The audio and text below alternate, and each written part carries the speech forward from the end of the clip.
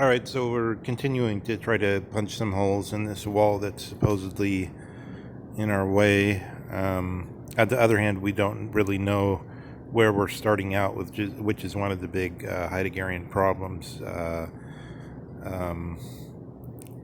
If the Chinese were to take up this problem of nature, could they even take it up, considering that they've sort of imported this idea of fusus, which may be in part of the idiosyncratic manner of I don't know, the sort of essential paideia of the West, the education of the West. And in that sense, not what it really claims to be. If nature claims to be the supreme, most radical principle, but instead it's just one way of moving forward among others, maybe. It's said that this notion that we have of the glass road, or the Seidenstrasse, according to the German geographer, a 19th century geographer who coined that. From the point of view of the Chinese, it would have been more like, did I just say glass road? So it wouldn't be a silk road, it would be a glass road, is what I was trying to get at. Because the Chinese didn't have really a good, whether they knew how to produce glass or not, I'm not sure exactly, but they didn't have a well-developed industry of it. So they imported a lot of glass from the West. This going at things from point of view, it brings in this question, this genetic circle question of where are we in history, and as time correlates to meaning, then the question of the Faulkner quote that Hannah Arendt likes about the past is not even past, or the Jetztzeit, the now time problem of Walter Benjamin, where he says the problem of politics is to predict the present, because we don't really know where we are. Those concepts don't quite take us as far-reaching as what Heidegger is saying, which comes out in, say, his move towards Cassire's, or Cassira tells him that he's got it wrong on Kant, and then he admits it and speaks of his shortcomings. But this admission, in a way, is a correct admission within the correctness and the politeness of the university, and it may not extend to the idea that we can read deeper in. Are we reading deeper emotions into the new forms, or are we doing this thing about Heraclitus with the hearing but not listening, or the looking but not seeing, as in the examples about Japanese and Eros? Starting from a different meaning sphere, a different time center, it gives us the sense that we don't know what time we are in.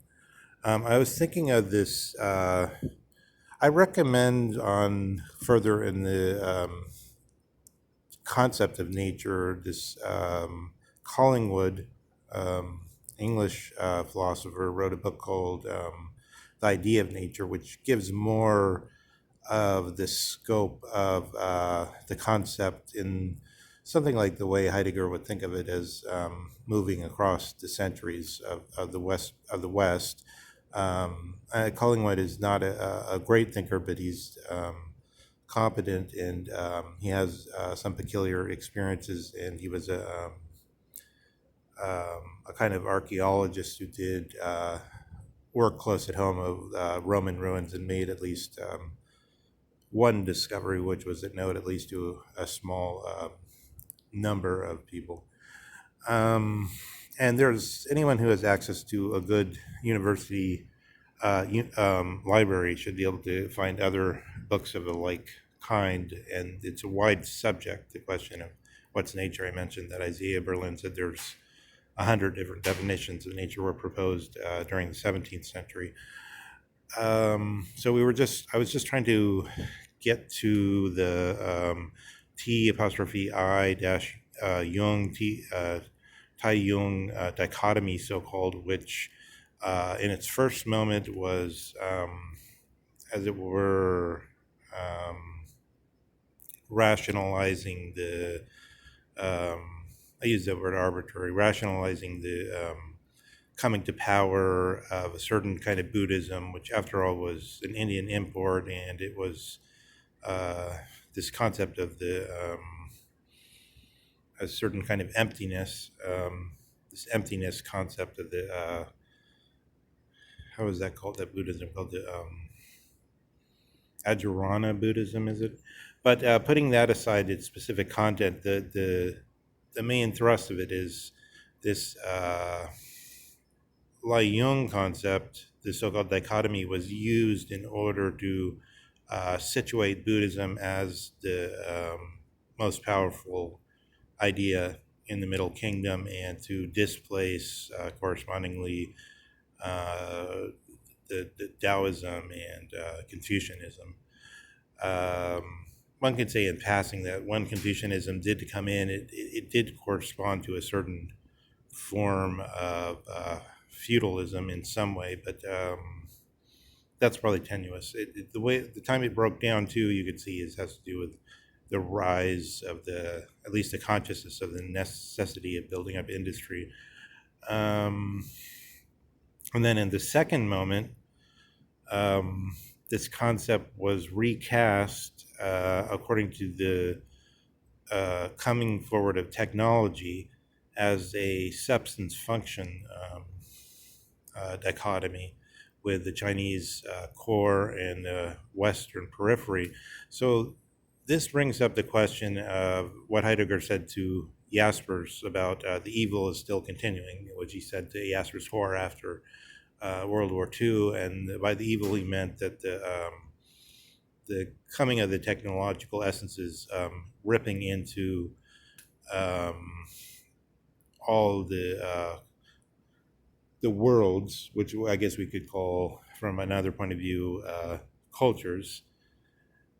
And so there's a question in China, particularly, of how so far did the planetariness of European science, which you could see if you read somebody like Husserl's last book on the crisis of European science, or many other authors of that era. I think in Jaspers, but you get that from Jaspers too, the general idea that European science took over the world, but then we have this question of how deeply has it gone into the psyche of those cultures, and then you got people like Dugan and so forth. But and of course that's the whole in anthropology. This is ethnology, anthropology. This is the great. This is greatly rejected, I suppose, because they think that the cultures come first. But if you look at it in China, where Mao really did bring in not just things, technology, in the outward sense of functioning industry and so on, but he really insisted that the officials should be engineers. So until very recently in the PRC, most of the officials have been trained as engineers, and especially the top officials. So just as in America, and the engineering society is really exactly what people like Friedrich Hayek feared the most. I think that was, I forget how he calls that, but he was thinking of calling the people that tried to rationalize and try to plan everything just the way engineers. So that meant at the same time that the cultural deposit was generally either destroyed deliberately or simply neglected. Um, there's been some change in that recently, but that was generally the situation. Um, Maybe now there's two people that aren't engineers in the top 10 of the PRC. I don't know. Um, it reminds of what Fukuyama says of America as a juristocracy. Is a word not necessarily totally packed with lawyers, but there's quite a few lawyers in politics, and everything is done on the basis of the law. So then you can ask, are things done more on the basis of the skill set of engineers, which in a certain sense is really the pure form of technology, because that's what technology means, in a way that there's what you're calling the theoretical part of your so-called science is really just a supplement to what's something empirical, which one could know just by looking and repeating. Um, so there's a question of how far in Heidegger are we dealing with the war between on the one side, the possibility of the world's announcing their inner responsibility, which, however, for Heidegger, does not correspond to this Kantian sense of the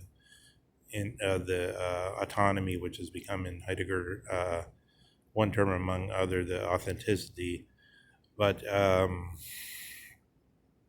or rather for the truth of being as the datum of Dasein. But on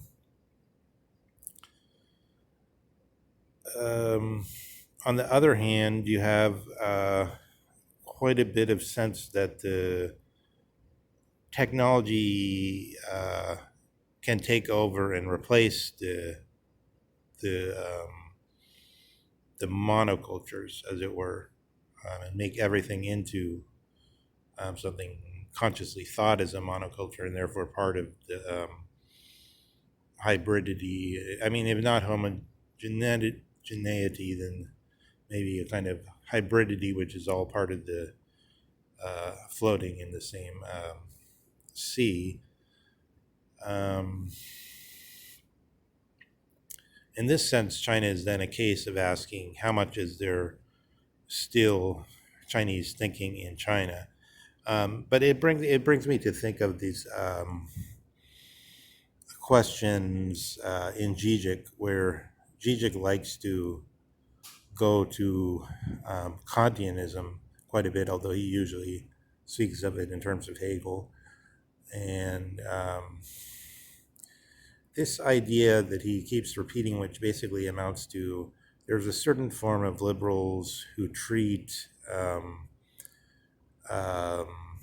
let's say, Aborigines as though they were wild forests or primeval jungles that needed to be conserved.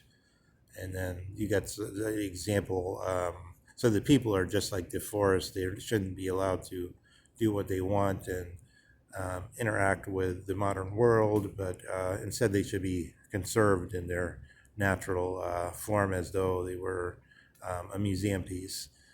And Zizek is constantly ridiculing this, but what is he actually proposing in its stead? If you had this Hegelian real, then it would be sort of basically everything. It would be the whole thing. Everything is improving and technology is good anyway. And basically this view that oh, these people aren't living a unique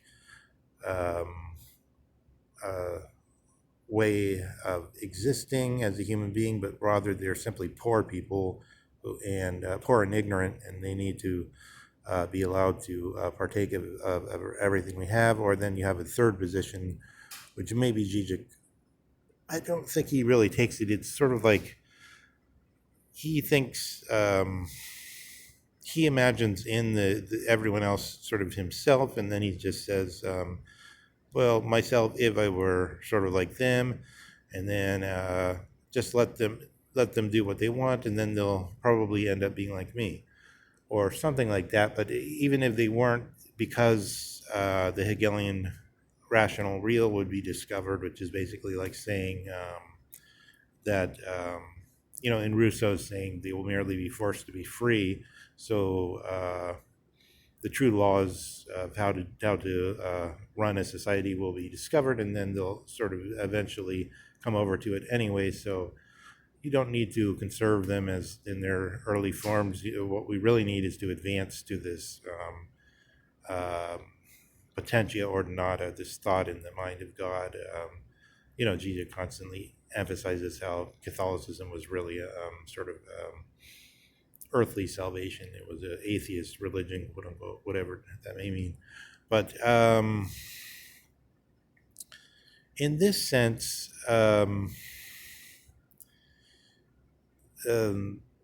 think in Heidegger,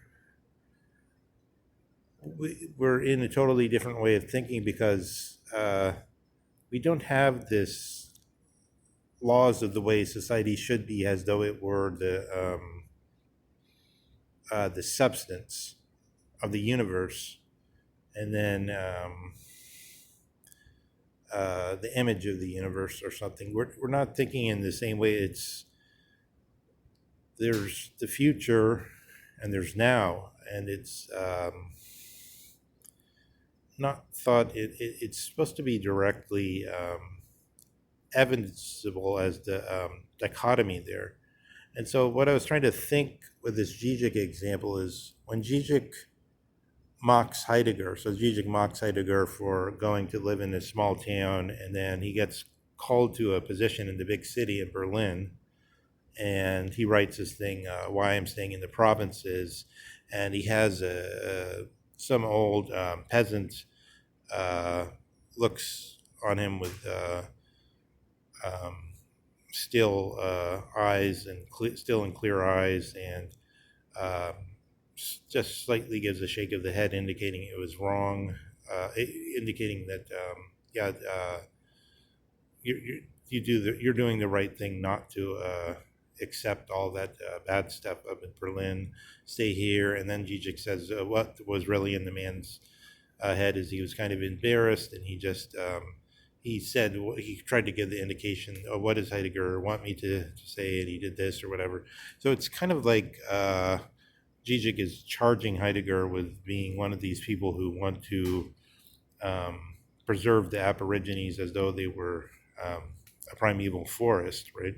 It's like, oh, Heidegger just wants to play this innocent natural rhythms that are healthy before they've been exposed to all the bad stuff of the city that degenerates life and makes the human body atrophy and the spirit become some pathetic sputter off of hollow but polished phrases, and so forth. But what is Heidegger actually?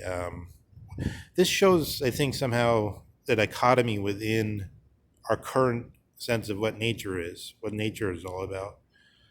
If nature is really about this question of some potentia ordinata, some principle, some rational real being approached, and then the whole question is like, are you just staying in some little island which is not getting exposed to the radiation from the core and will never make it, or are you going towards that goal? So it's like Zizek's whole time is then structured in that way, according to this sort of this way of sort of projecting into the logos, as it were. But is Heidegger really even moving in that kind of way of thinking? I don't think so. I think part of what Heidegger's point is that one, Zizek does make some unfair comments sometimes, and is sort of mocking and dislike of this general theme of the people that aren't going towards that goal, aren't going towards the rational is the real. And he doesn't mention, um, he's not that charitable, with Heidegger and with his opponents and his enemies, as it were. I won't go so far as to say enemies, let's say his opponents, um, in this issue, where like Heidegger actually was a peasant. He was from the countryside. He was talking to somebody who he probably actually knew well.